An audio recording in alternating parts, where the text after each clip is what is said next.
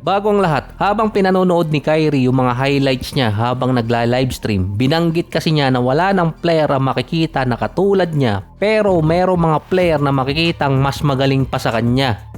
Kasunod pa nun, tinawag pa ni Derek Harper na freak of nature si Kyrie kapag bumalik sa Dallas at ang Mavericks ang magiging dark horse ng playoffs.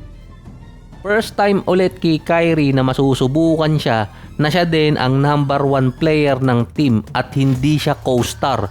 First time din na magkakaroon ni Kyrie na walang all-star teammate sa kanyang team. Katulad nun sa Boston na hindi pa mga all-star nun si Tatum, pero counted din naman dahil naging all-star nung umalis si Kyrie. Kakaibang level si Kyrie, pati charisma andun din. Isa din sa merong highest selling shoes dati sa Nike. Parang sa karir ni Kyrie, lagi siyang sidekick dahil kapag naging competitive ang team niya or team na napuntahan niya, siya ang second best player or kaya co-star. Katulad sa Cavaliers, kasama si LeBron. Sa Brooklyn, kasama si KD. Sa Dallas naman, si Luka. Yung mga unang taon siguro niya sa Cavaliers at yung side din sa Boston, yung ang matatawag na naging franchise player talaga itong si Kyrie. Ang pinaka-successful run pa ni Kyrie na siya ang number 1 player sa Boston. Si Kyrie nga lang hindi nakapaglaro nun sa playoffs dahil nagkaroon ng injury. Kung saan yung Celtics nakipagsabayan nun sa Cavaliers. Yun sana yung pagkakataon ni Kyrie na mapatunayan na kaya niyang magdala ng isang team. Nung pangalawang taon, pumasok din naman sila sa playoffs, inabot lang din ng second round. Kaya nakukonsider si Kyrie na co-star. Kumbaga sa pelikula, siya yung kaibigan ng bida.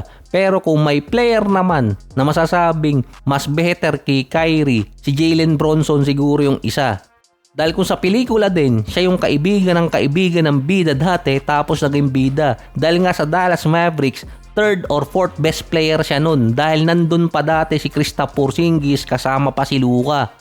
Naging second best player siya or co-star din ni Luka sa Dallas bago maging franchise player dito sa Knicks. Dati sa Dallas, parang laging talo sa tobada yung mukha ni Bronson kasi nga sinabihan siya dati ng isa sa mga commentator na yung mukha niya laging galit. Pero hindi naman daw galit si Bronson nun. Sa Knicks naman, naging masaya na yung mukha ni Bronson. Nagawa kasi ni Bronson yung hindi nagawa ni Kyrie. Yung madala ang isang team na siya ang main man na manalo ng championship. Saka si Kyrie naman ang may sabi na may makikita pang mas magaling sa kanya pero wala makikitang katulad niya. Kaya nga sabi ni LeBron, si Tyrese Maxey ang next Kyrie. Kasi nga, third best player siya dati tapos naging secondary player pero ang franchise player pa rin ng Philadelphia hanggang ngayon si Joel Embiid kahit papasok na ng post-prime. Time na dapat ni Maxey na maging prime player or number 1 player ng Philadelphia pero parang umurong at naging secondary pa dito sa Sixers ngayon. Baka nga maging pang third pa siya. Hindi pa siya nalalagay bilang franchise player. Si Bronson kahit may kasamang Towns at OG sa lineup, siya pa rin ang number 1 player at franchise player. Sa sinabi pa ni Derek Harper na ang Dallas ang magiging dark horse team, ito nga kasi ang unang time ulit ni Kyrie na magiging main star ng Mavericks. Pero parang nilagay ulit siyang co-star. Kasi nga kaya hindi siya tinrade ng Dallas dahil gusto nila makita na magkasama si Kyrie at si Flag. Pero si Flag kasi ngayon ang consider na franchise player na ng Mavericks. Kaya parang kakaiba ngayon yung sitwasyon ni Kyrie pagbalik niya ulit sa Dallas kahit pa tinawag silang dark horse. All-star player ng Mavericks pero hindi na siya ang franchise player ng Mavericks ngayon dahil meron na silang Cooper Flag. Nilagay din sa rank na mas better kay Kyrie si SGA. Sa narrative kasi sinabi ni Kyrie na wala na makikitang katulad niya dahil isa siya sa merong best handle sa NBA history. Sakto lang din dahil si SGA isa sa pinakamagaling mag-flop. Ginawan pa nga siya ng board game. Sa tindi pa ng flop nitong si SGA, nakabayad ako ng utang dahil sa kakagata sa kanya mula nung playoffs. Bukod pa doon, tuwing magpiprito ako ng isda, naaalala ko si SGA. So, combo guard si SGA, point guard at shooting guard. Kaya pasok pa rin doon sa lineup ni Kyrie. Sa last 4 season, nag-a-average siya na mahigit 30 points per game. Kada season yun. Siya lang din yung player na merong pinakamalapit na so far na record kay Michael Jordan. Multiple time na merong at least 30 points per game na nasa 50% shooting ang percentage. Siya lang din yung player na nakalapit kay Jordan na merong at least 30 points per game sa isang season, na merong 50% sa field at least 2 steals per game. Franchise player din si SGA na nadala niya sa championship yung team niya. Parang Bronson din yung sitwasyon niya. Matatawag ding isa sa mga trade steal itong si SGA. Dahil nga dati backup siya sa Clippers, naging trade piece papuntang Thunder, naging co-star ni CP3 at naging main star na nagresulta sa championship. 2 beses pa siyang nanalo ng MVP. Yun nga lang, sa pagandahan lalaki, talo si SGA, lamang doon si Kyrie. Kasi nga may pagkakarisma din sa mga fans. Kinokopya kasi ng ibang mga batang player dati yung galawan ni Kyrie. Yung kay SGA, sa pilitan mo nalang kokopyahin kapag walang-wala na. Ang isa pa sigurong point guard doon na wala na magiging katulad kapag nag-retire, pero posibleng merong mas magaling pa, si Steph. Siya yung best shooter of all time. Nasa mahigit 4,200 3-point shot na ang meron siya.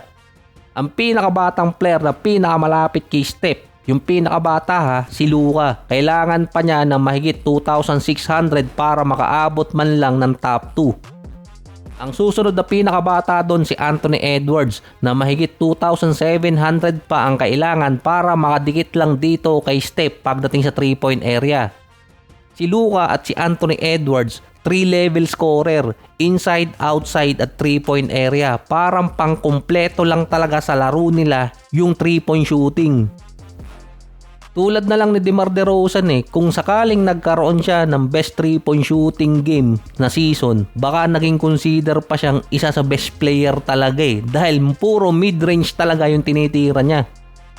Si Con Canupel, yung player na expected na makakadikit or magiging sunod na step kahit hindi man niya babreak yung record niya. Pero nakadepende kasi sa team yun paano aalagaan yung player nila. Sa Golden State kasi, inalagaan talaga nun si Steph. Dinicline yung mga trade sa kanya dati. Tapos binitawan pa nila si Monte Ellis.